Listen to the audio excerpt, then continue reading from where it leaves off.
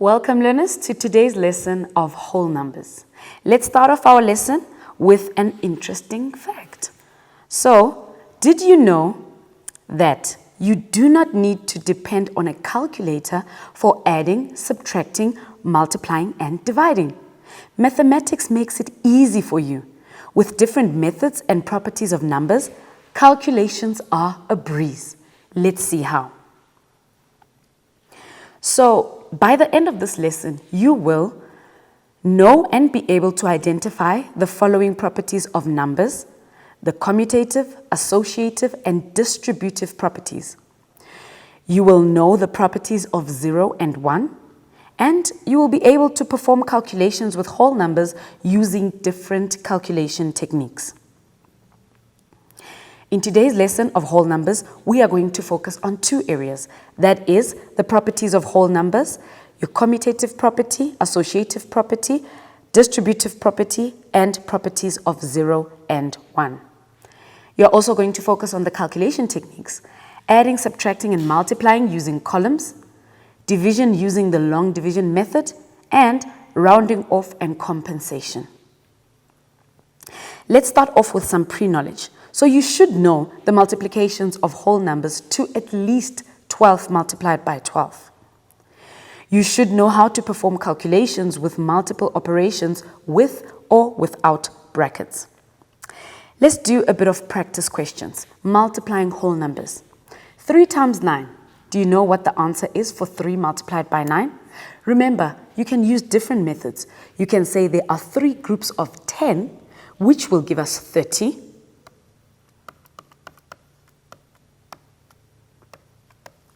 But because we are multiplying with 9, it means the 3 ones that are added, I will have to now subtract them, and that will give me 27. So it means that 3 multiplied by 9 is 27. So you can use different methods to calculate, or whichever way you see it easier. Today we are going to learn more methods. 5 multiplied by 11. The same, you can say what is 5 multiplied by 10, and then you go and you add those 5 ones, which will give us 55. What is 7 multiplied by 12? So these are 7 groups of 12, and that will give us an answer of 84. And what is 12 multiplied by 12? We know that will be 144. Let's calculate the following so that we can see the order of operations. So remember, when we are calculating whether we have multiple operations, we need to work on either sides of the addition and subtraction.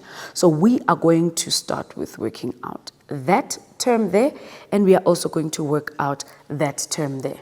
So let's see how we are going to do this. So we still keep the 13, and then we are going to say, what is now 3 minus 1? That gives us a 2. And we are going to keep that in brackets because we are later on going to multiply that 4 that is outside. What is 15 divided by 3? That is 5. Now we have 13 minus 8 because 4 multiplied by 2 is 8. And we are going to add our 5.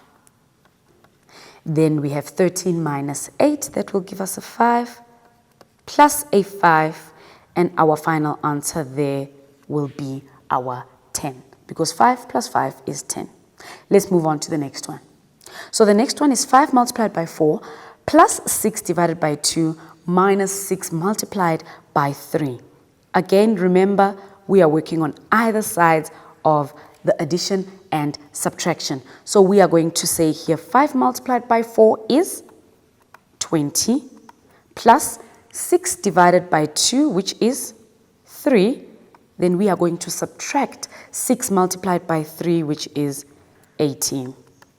What is 20 plus 3? That gives us a 23. When we subtract the 18, our final answer is 5.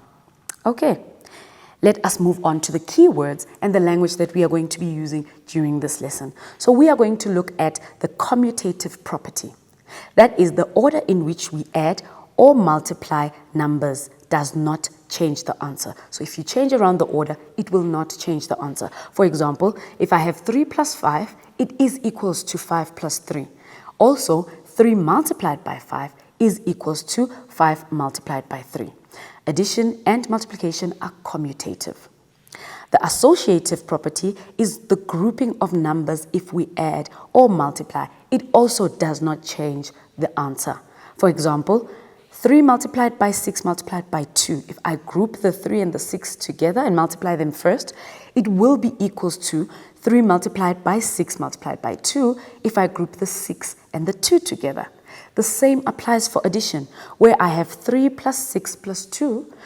If I group the 3 and the 6 together and I add them together first, it will be the same as 3 plus 6 plus 2, but in this time I group the 6 and the 2 together and I add those together first. So it means that addition and multiplication are associative. We can use the associative property there. The last one there is the distributive property. That is, multiplication is distributive over addition and or subtraction. So for example, I have 6 multiplied by, and in brackets, I have 200 plus 4. That will be equals to 6 multiplied by 200 plus the 6 multiplied by the 4. Let's look at the concept map that we are going to be working with today. So remember, our first focus is properties of numbers. We are going to start with the commutative property. So remember, commutative means I can swap the numbers around. When I have 3 plus 2, this means I can say 2 plus 3 if that is easier for you. But our answer will still remain the same, and that is 5. Let's move on to the next one. We have 15 plus 21. I can calculate it as 21 plus 15. But again, the answer will still remain the same, and that is a 36. The next one is 42 plus 10. Of course, I can say 10 plus 42. Our answer will still remain the same, and that is 52. Let's move on to commutative property when we are dealing with multiplication.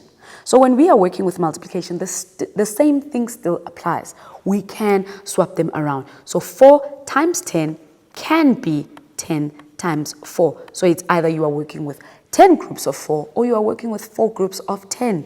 Our answer will remain the same. That is my 40. When we go to the next one, which is 12 multiplied by 7, then we can still say 7 multiplied by 12. Our answer is still 84. And then 5 multiplied by 8 can still be 8 multiplied by 5. Our answer is still going to be 40. Let's go to the associative property of addition. Now remember, associative means I can group the numbers. So if I have 3 plus 2 plus 7, I can either group the 2 and the 3 together first, which will give me 5 plus 7, and my answer will be 12. Another option that I have is to group the 2 and the 7 together first. So that is going to give me 3 plus 9, but the answer is still going to be 12. Then we have 12 plus 7 plus 10. So you can just see which ones will be easier for you to group. So in this case, I am going to group the 12 and the 7 together. That is going to give me 19.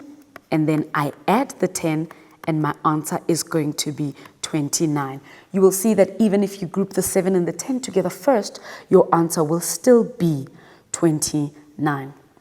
Then I have 24 plus 14 plus 51. If I group the 14 and the 51 together, I will have 24 and I will have plus. So it means I'm going to add the 14 and the 51 together. That gives me a 65. And then when I add the 24 and the 65 together, my answer is going to be 89. So your answer will still remain the same even if you group them differently. The same thing applies to multiplication. If I have 3 multiplied by 2 multiplied by 4, if I group the 3 and the 2 together, 3 multiplied by 2 is 6. When we multiply that by 4, that will give us a 24. But the same thing applies if I decide to group the 2 and the 4 together. That will give me a 3 multiplied by 2 multiplied by 4 is 8, and that is still 24. So associating the numbers or grouping them together still gives us the same answer. Here I am going to group the 15 and the 2 together because 15 multiplied by 2 is 30, and if I multiply that by 3, that is going to give me a 90. So that just makes our calculations easier. And when I'm looking at this last one here, 5 multiplied by 8 multiplied by 2, I am going to I'm going to group the 5 and the 8 together because I know that 5 multiplied by 8 is 40. And when I multiply that by 2, that is going to give me an answer of 80. So that is our associative property with addition and also with multiplication. Let's quickly go to an ad break and then we'll see you just now.